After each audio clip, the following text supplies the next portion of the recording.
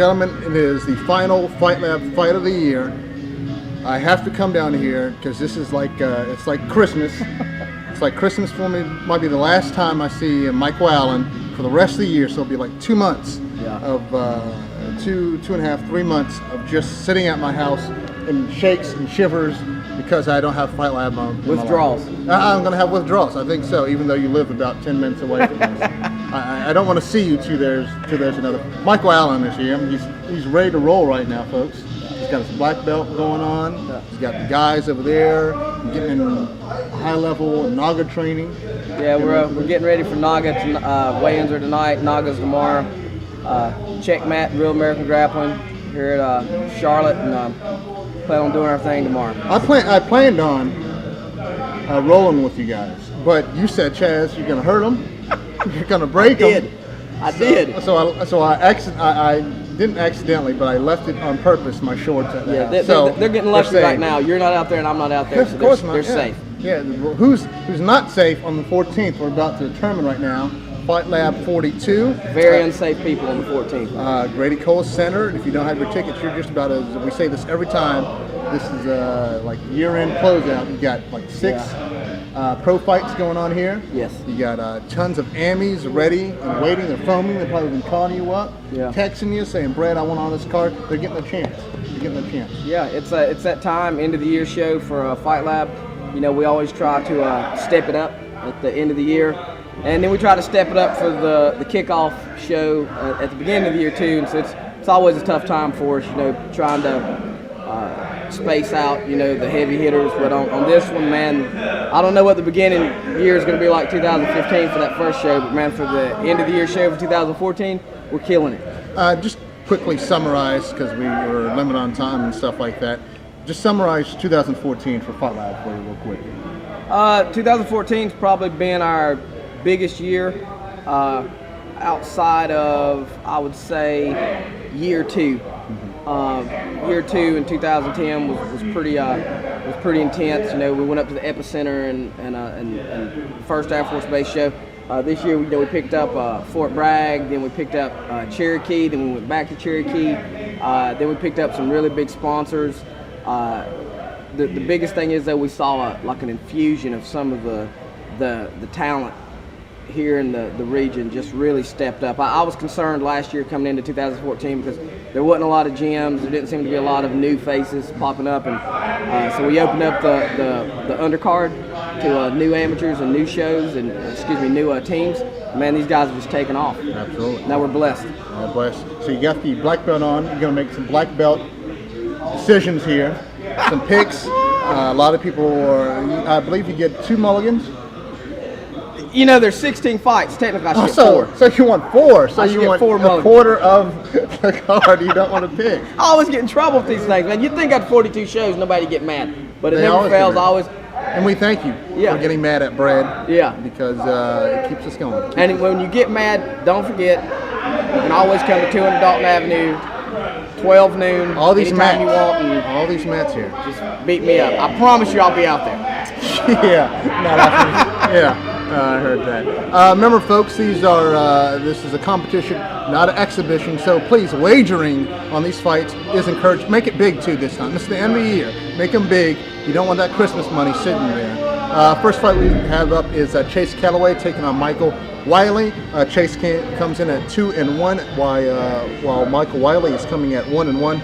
Chase had a title fight versus Josh Smith. At the last Fight Lab here in Charlotte, he didn't come away with the belt. He fought, like I said, a great Josh Smith. While Michael Wiley, we may not know of him all that much. Who do you see in this fight? Michael Wiley is coming out of Fudoshin Jiu-Jitsu down in Columbia, South Carolina, with Lance Adams and those guys. Phenomenal athlete, really strong muscular definition for a 125-pounder. Like all 125-pounders, you know, he's going to be quick, he's going to be agile. He's going to try to set his pace, which is fast. Chase is going to try to be faster. I think the difference here may be the wrestling and the lack of head kicks that Whaley's allowed to throw. So I'm going to go with Chase Callaway. Okay, Chase Callaway. They're both coming in losing the last fight. So they should be hungry for picking up a win here. We're going to move on to Madison Hobbs versus Harper. I believe Harper. We haven't seen him since 2013, if Yes. I'm correct, he faced Derek Hyatt. That was his first fight. Derek Hyatt's a great pro right now. Yes, coming up. Madison Hobbs comes in right now. What I said, just one win. What do you see out of this one? Man, 1-0 versus 1-0. Cordero Harper. I say it all the time. Team Rock, Fayetteville. You know, love those guys. They fight hard. No bitch in them. They don't back up. They defend our nation every day. What's going on in the cage is not gonna scare him off at all. He's very long, even though he usually fights 45 and he's fighting 55. He's still the taller fighter. Good striking, good clinch work, decent wrestling. Just all around good fighter, especially 1-0. Madison Hobbs has been in martial arts all of his life. He owns Hobbs Martial Arts out of Kannapolis, North Carolina. Is a ridiculous striker from his karate background. He's a purple belt under Joe Hurst. That's saying something. Yeah, I mean, so he's got some ground to him. Physically, just fit young man. Of course, Cordero Harper's in 82nd, so you know he's in shape. This is going to be good, man. I'm going to have to go with. I'm going to go with the experience of the team here. I'm going to go with Cordero Harper. Okay. That's perfectly fine. I thought you were going for your mulligan there for a second. I was looking into your eyes. I wanted to. I really did. But I'm on Madison's a purple belt under my old professor Joe Hurst. Or actually, he's always going to be my professor. He gave me my white belt through my black belt. I'm very proud of that. And I feel like Madison needs some extra motivation, so I'm gonna pick against him and see if I can't light a fire under his ass. But it's gonna be a war. Yeah, absolutely. We move on now to Rodney Jordan taking on Shelton Sales. Rodney Jordan, last fight up there at Cherokee, he came away with the win versus CJ Chandler up there. Then you got Shelton Sales, who fought last time again down here in Charlotte. Unfortunately, he did not get the win. I think they won all 3 rounds, getting the judge's decision. What do you see out of these two right here? These are 2 up-and-coming guys, man. I mean, obviously Rodney trains here with me. If we gave awards, Rodney Jordan would be the most improved fighter in the state of North Carolina, I believe. Phenomenal athlete, has world-class cardio. And people laugh at me when I say that. He really does. He could run around Charlotte 10 times and never get tired. He could swim the Atlantic Ocean. He could bike cross country. Why would you want to do any of those things to show I have no out? idea. Like, I don't even like that stuff. It doesn't even sound good to me. No. It's just 3 rounds, 3-minute rounds. I like walking around my house in my underwear, man. And you still get tired after doing that. With little clothes on at all. Yeah, I like biking in my garage, things like that. But back to Rodney, just a phenomenal guy, blue belt under me. His grappling is very, very, very good for a blue belt. Shelton Sales, very good wrestler. Trains down there for my buddy Josh Stanley, which means it's going to be good, friendly competition, but it's going to be intense, man. I mean, it really is going to be intense. Since Rodney's my protege, he actually lives with me. You know, he lives with me and my wife. Great. Yeah, and so he's like my adopted son. I'm going to pick against him. No. I'm picking Shelton Sales. I was gonna say he must have ate like the Oreos in the house or something like that. Actually, he did. Him and them ate. I'm not even gonna get him what the hell they ate. They eat everything. So, Shelton, punch him in his face for eating the Oreos. Eating the Oreos. There you go, buddy. You got Damon Blackshear at 1-0 versus Tony Gravely, I believe, at 2-0. For people like me who don't really know who these guys are, please explain who these guys are. Man, let me tell you something. Damon Well, first let me start with Tony Gravely. Tony Gravely is a high school state wrestling champion multiple times from Virginia, I believe. Wrestled at App State, 125 pounds, Division I qualifier, I believe. Phenomenal wrestling, phenomenal athlete. And from everything I've heard from everyone I've talked to, just a very good person. And it's a pleasure to have him in the cage. He usually fights at 125 pounds. He's going to fight 135 this time. And usually with those credentials, I would say it's probably going to be a walk. Unfortunately for him, Team Rock, Fayetteville, North Carolina. I'm seeing a trend here of Team Rock. Love those guys. You're just saying that so they don't hurt you afterwards, too. Well, Jesse Hertzog, he always wants to beat me up when he sees me. And I got to see him at Naga tomorrow, so I'm trying to brag so Jesse will, be nice to me. But Damon Blackshear, man, if the name, the phenom and the future wasn't so just randomly used around mixed martial arts, I would give him that nickname because this kid is the future of freaking MMA. Ridiculous wrestler from Pennsylvania, very good striking. If you watch his last fight where he beat Sheldon Sales, I mean, he literally was just, it was like a robot. Everything they said, he was doing it, and he did not look like a debut fighter. Just a phenomenal athlete, good clinch work, good wrestling, good takedown defense, good jiu-jitsu. I love him. I love the kid. I'm big on him. I'm big on Tony Gravely too, but I'm going to go with Damon Blackshaw on this one. Because of that Team Rock connection down there? Just because I think it's going to be very hard for anybody below 5 fights to beat him here anytime soon. I was just looking at this little sidebar here. Just looking at this list right now. You got a lot of flyweights, a lot of lighter weight classes. Yeah. That on purpose? Is there a lot of more action in those weight classes? Again, it's about replenishing. Mm-hmm. The pot, and the flyweight division is one of the divisions where flyweight and bantamweight, where it tends to be, people's just not there. Usually, you don't see them until people turn pro, and then they take a hard cut to get down to flyweight and bantamweight. These guys are already. Yeah, these guys are already there as amateurs. So I gotta find them. I gotta find those guys and heavyweights. So flyweights, bantamweights, and heavyweights. If you're an amateur, need you. 2015. There's your call right there, folks. Fight Lab. Come on up to the big boys. Let's move on. We got Johnny Hector. I believe this might be his first time in the cage, unless he's from Virginia, where we don't have the notes on him. Versus Wayne Martin, who just fought one of our guys down Rock Hill. Took away the win versus Avery Evans. How do you see this fight turning? Well, Johnny Hector from Relentless MMA trains out there for my buddy Statue and Matt Tuttle. I don't know a lot about him. I know Statue's very high on him, and Statue's not going to vouch for someone that can't fight. On the other side, Wayne Martin is quickly becoming known in MMA in the region, and is very, very, very tough. Very good striking, kickboxing. Team Rock, not the one in Fayetteville, so I can't give the love like that. But any Team Rock affiliation is going to be tough. The jiu-jitsu is going to be tough. They're going to be tough guys. So I think experience is going to win in this one. I'm going to have to go for Wayne Martin. There you go. Not a bad pick. Move on to Duran McDonald, former Fight Lab champion, taking on Brian Schofield. Duran coming back after a little bit of injury that took him out most of 2014. This should be a good one. You got Duran coming at 4-2, Brandon at 4-2 also. How do you want to see this one shaping out? Brandon Sheffield's from the Murder Squad. The Murder Squad and Renegade and the Dark Side. Duran's been training up here with us. I'm assuming as well as Modern Warrior. So if he hasn't, he's going to be in big trouble. He ain't been up here all the time. So, but on our side of it, there's Murder Squad, Renegade, Dark Side, whatever. Always a friendly rivalry, but a heated rivalry.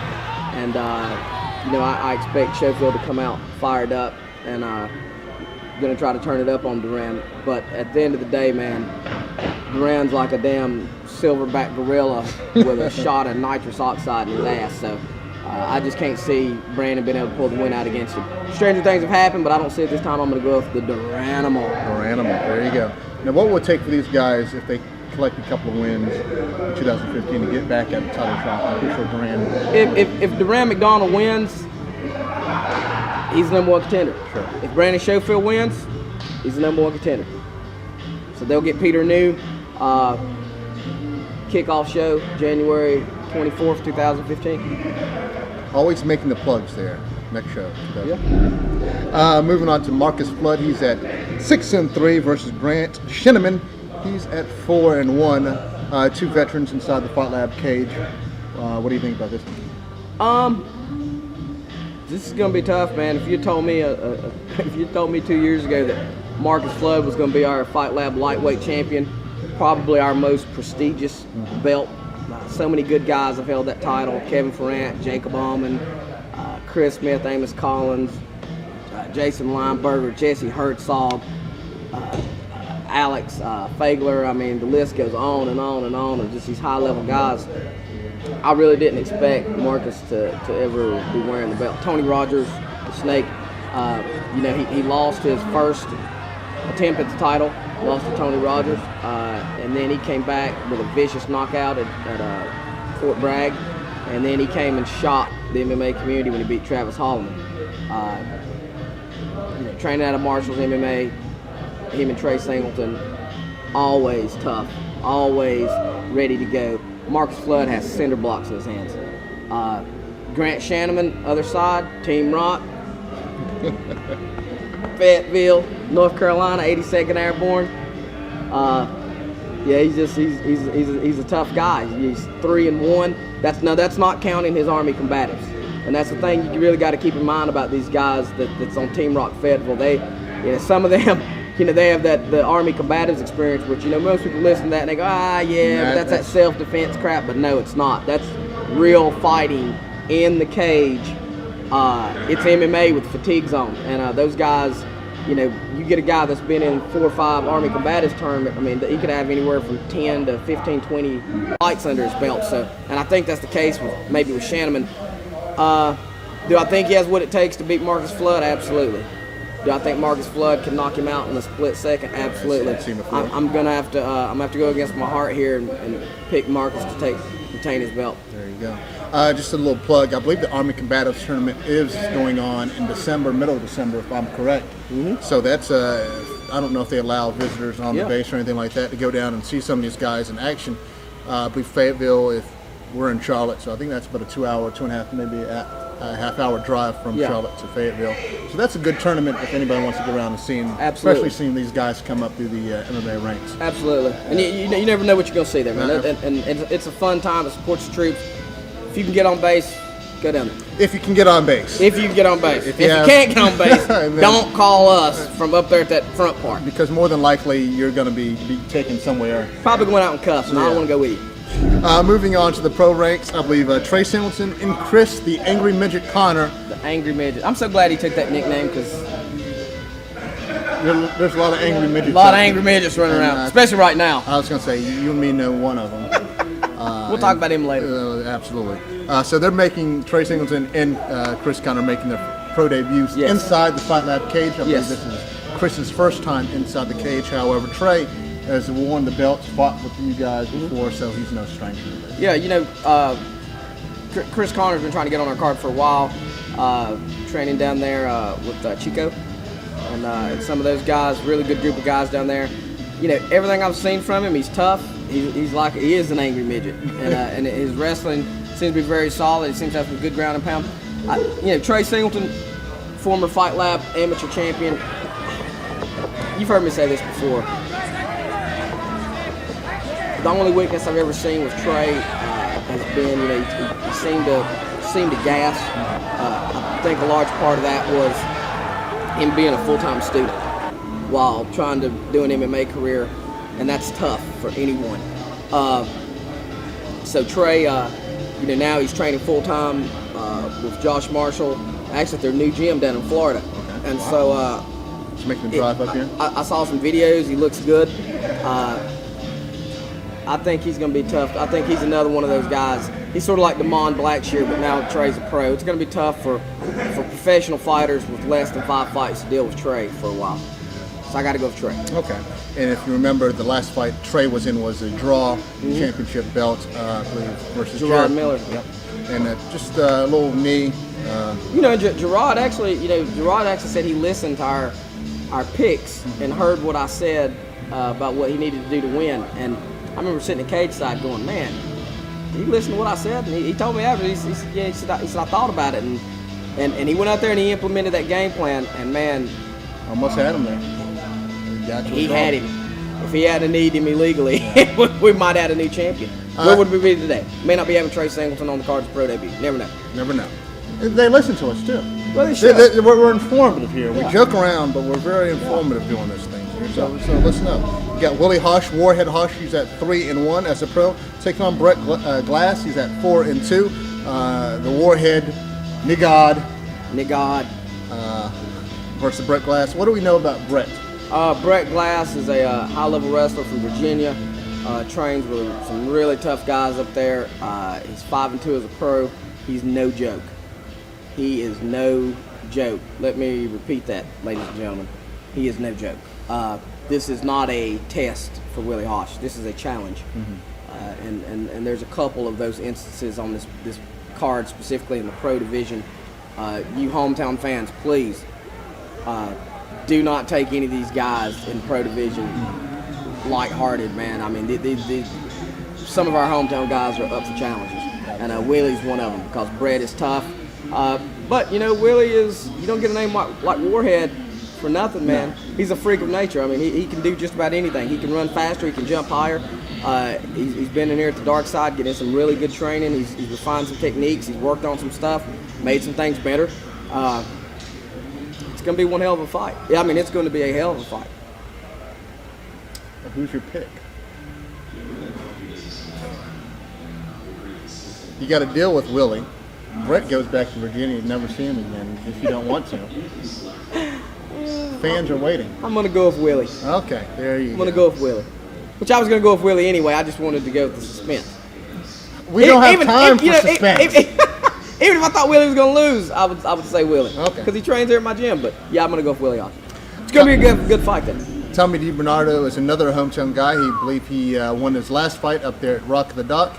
It was a decision win, but that was a spectacular, I believe, wrestling display he put on up there. He's taking on the Care Bear, Nick Grady, at 1-1. Yeah. Nick Grady's another guy down there at Team Rock Fayetteville, if I'm correct. Go ahead. It's almost like you're having a heart attack. On the social media, which is apparently where you want to go for all your MMA-related stuff. The Breads page, by the way, my page. You want to go to my page for all the good, juicy all the good shit stuff. The shit was started. I did a good job, didn't I? It was very entertaining. You proud of me? A little bit.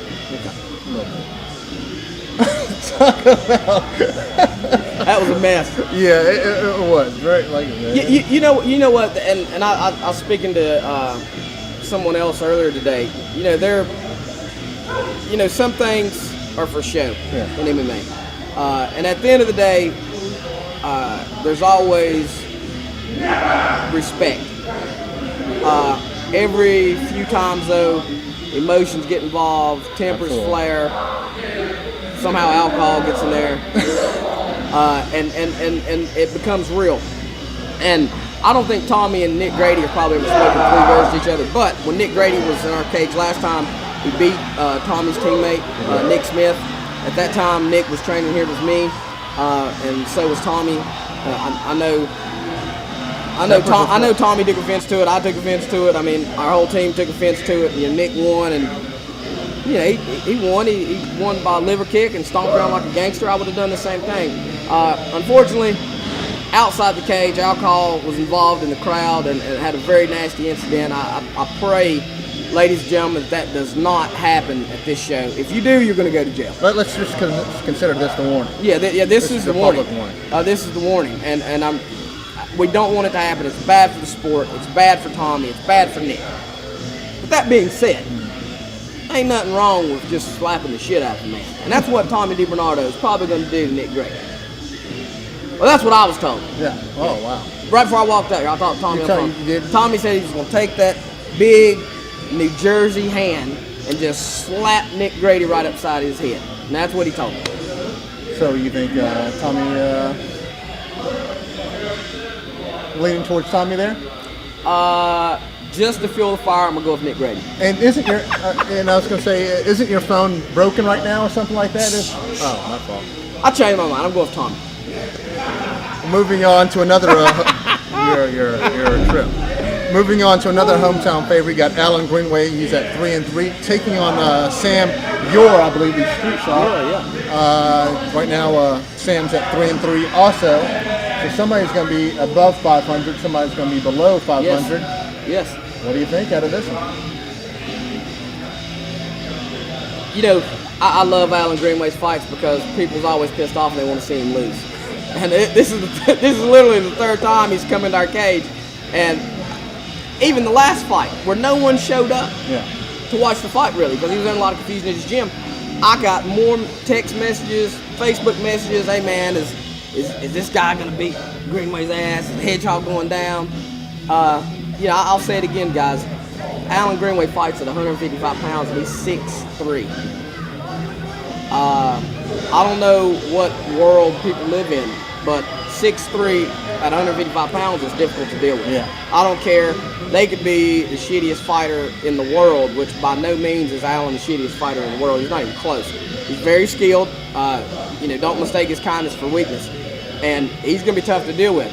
The Street Shark, though, that's a cool-ass nickname, man. It is. That makes me mad. I didn't think of that. You know how many people I could have called the Street Shark, and that would have, really stuck with them? At least one. Man, at least one over the last 41 shows. It's okay, though. Every once in a while, something slips by me.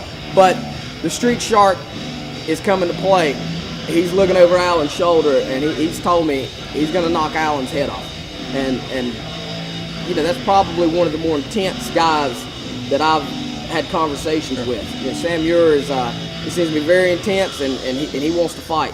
But he's got to deal with Allan's Muay Thai. He's got to deal with his Muay Thai. He's got to deal with his reach. He's got to deal with his cardio. His cardio is ridiculous. That guy's a cardio machine. If you watch his last fight with Nick Blesser, everyone was complaining and saying, he just ran around and he just stayed away from him.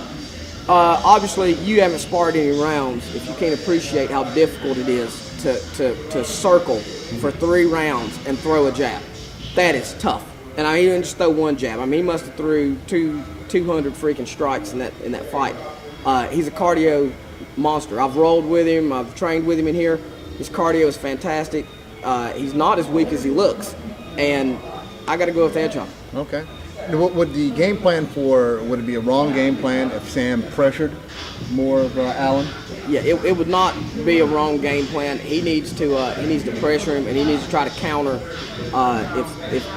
If Greenway stops moving and he throws that jab out, I noticed the tendency sometimes he brings it back low. If Sam Muir has a first step, which I don't know if you played cornerback in football or anything, but if he has any form of a first step, he needs to try to explode in and come over the top and crack him one time and then put him up against the cage if we don't knock him out. But I just don't see it. I don't see it. I don't see that level of striking often and game planning at this level yet. That's very hard to do. It's easier said than done. That's why I was shocked Gerard Miller did what he did with Trey Singleton. You just don't see that type of cage control and cage generalship as far as being able to control the center and being able to take it to the outskirts like Gerard did. And that's what Sam's going to have to do. He's going to have to be able to control the space, cut the cage in half, and take Allan to the cage when he wants to go there. And then he's got to stop him from coming off because Allan's clinch is very good. So we'll see, but I don't think it's going to happen. I got to go with Greenway. Gotcha. I believe we're moving on to the main events here. I got Cody Wilson at 6-1. I believe Cody's like a gazillion fight winning streak inside. He is. Fight Lab cage. I believe it's only like 4 straight wins, but that's impressive right there. Taking on Elder Ramos. He's at 8-5. What do we know about Elder? Elder Ramos is a machine, bro. I saw him lose to Ricky Rainey by knockout, but that's Ricky Rainey. I've known Elder for a long time. He was fighting back when I was at the end of my career. He is very good grappler, very good wrestler, heavy-handed, and has a mean, nasty streak that you don't see very often. He legitimately is a mean guy in the cage, and he's not. Again, this is one of those I was just talking about. This is not a test. This is not a rest area down the interstate of Cody getting to the UFC. This is some serious shit, bro. This guy is a challenge. He's not a test, he's a challenge. And, Cody's going to have to be on point to deal with this guy. He really is. Because Elder Ramos is no joke. He's no joke at all. I'm going to use my mulligan. Oh, okay. First one of 2. So, yeah, thank you for that. Elder right now is at a 3-fight winning streak. 8-5 as a pro. 8-5 as a pro. And those are the ones we know about. He's from Virginia. Like I said, he's been fighting a long time. They hide there. He could be 120 for all we know. Dun, dun, dun, dun. Yes, 120 fights and wins. Moving on to the main event of the night, it's Keith Richardson versus Rusty Crowder. This is a huge matchup. Keith is dropping down to 140, if I'm correct. Making his way to 35. Making his way to 35. He's angry. He's upset. He's moping around on the couch. Yeah, I've been waiting for this moment where he listened to me and made the journey down to 35, and that's why I've messed with him so much over the last couple of years, because I knew this day would come and I was going to have to avoid talking to him for like the last 3 weeks. Yeah. So You're very happy about this moment. I'm very happy, but I'm really like staying away from him because I know he's pissed off. At some point in time, it's going to kick into his head, wait a minute, this is Brad's idea. Yeah. I'll be long gone. But going against Rusty Crowder, he is absolutely no slouch. No. If you're a Keith Richardson Rockstar fan, you shouldn't be looking at this fight saying, "Oh yeah, just sit back and relax and drink some beer." I'll say it again. The number one, I don't put main events on that are sit back, relax, keep your feet up, and drink some beer. And we've had more than one local hometown hero show up for the main event and think that it's. Or the fans did. The fighters are always professional, but the fans thought, it's the main event. They got this. And we all walked out shaking our heads going, what in the hell? By no means am I going to pick Rusty Crowder. That's first and foremost.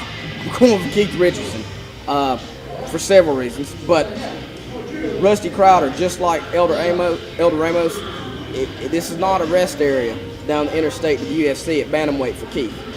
This is serious shit we're dealing with. I mean, this guy's 5-3 as a pro. Beat Solo. He just beat Solon Staley. Very good on the ground, which is where Keith, makes his living. Taking guys down and dominating them on the ground. He's tough as hell. Anybody named Rowdy, Rowdy Rusty. I like that man. I like that. Georgia and Rowdy. Give me some bear. He trains with some good group of guys that are at DEF CON, Yuri Rodriguez. I could go on and on and on about how tough this guy is. This is some serious shit, guys. You don't want to miss this fight. And this is a very important part of Keith's career, so you want to be there to support him. Go ahead. My thing is taking a look at Keith's last fight versus Eric Conor. Fairly easy fight for Keith right there. Versus very Eric. easy. Got the arm bar. Very easy. How was this dynamic so shifted that he's going against, especially the weight? If you're scared about one thing that Rusty's going to do, what are you looking for? It's his toughness. I mean, he's the guy that's, I'm looking at another guy like him. He's got that Adam Dehart variable. That I call it the fuck you variable. Yeah. He's going to be there. It doesn't matter what you do to him. When you go into that cage with Rusty Crowder, you got to already have it in your head, okay, I'm going to walk in there and he's going to try to kill me, and it's going to feel like death. No matter, in the third round, he's going to be coming out, even if I beat him for 2 rounds, half to death. In the third, he's going to stand up off that stool like nothing ever happened. And that's tough to deal with, especially, Keith making the drop down. That's a significant drop. Yeah, that's a significant drop. From 45 to 40, it may not seem like much to people who don't fight. That's an extra 4 pounds that's, when you're cutting the 45, is just not there. Mm-hmm. You don't think it's there. Do I feel confident Keith can make the cut? Yes. I think it's going to be easier than what he thinks. Yeah, but I think the initial shot is going to be hard on him. But he's a professional. I think he's going to come back, and I think he's going to be fine. I don't know how Keith's going to win it. I would like to say that he's going to finish it in the first round. Highly unlikely. Rowdy's never been finished. He's never been put away. He just don't get put away. He doesn't tap, and he's got a chin. He don't get knocked out. So it's gonna be a war. I don't even know if we can really do the fight because there's so much damn excitement going on.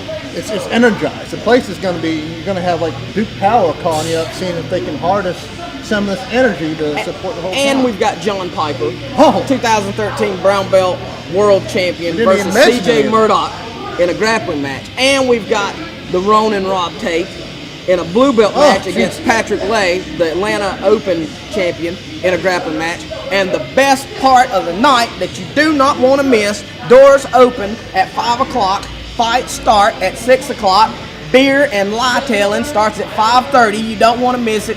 Ryan Gibson getting that ass choked. Are you kidding me? Oh, it's going to be great. Kidding me? It's going to be great. It's going to be great, Steve. It's going to be great. I know. I'm a genius. I'm a matchmaking genius. I bought my own ticket. This time I won't be surrounding you inside the press. No, I bought a ticket for this show. hands to Lord Baby Jesus. Just because you want to see Ryan get choked unconscious. I want to see everybody get choked unconscious, including you. Me. Somehow things get out of hand. If blood goes splattering again, like it did up in Cherokee, across your M&Ms and your script and all this other stuff. But yeah, I've got a ticket. I'm going to be mingling with the commoners this time around. Okay. Drinking, I'm sure you'll find yourself up there next to royalty somehow. Kenny Letts is going to be. He'll be around. Kenny Letts will be in the building. Beside him. Kenny Letts will be in the building. But no, you just explain in graphic, loud detail about what time everybody needs to be there.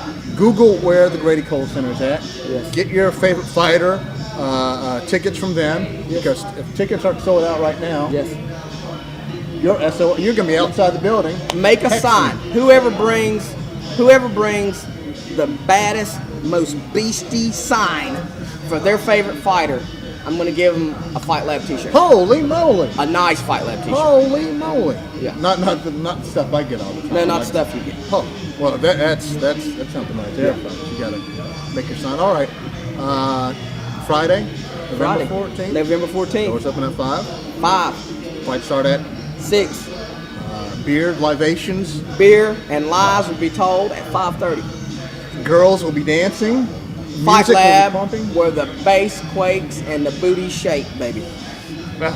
42. We'll be there. Cornbread, thank you. It's a year-end closeout.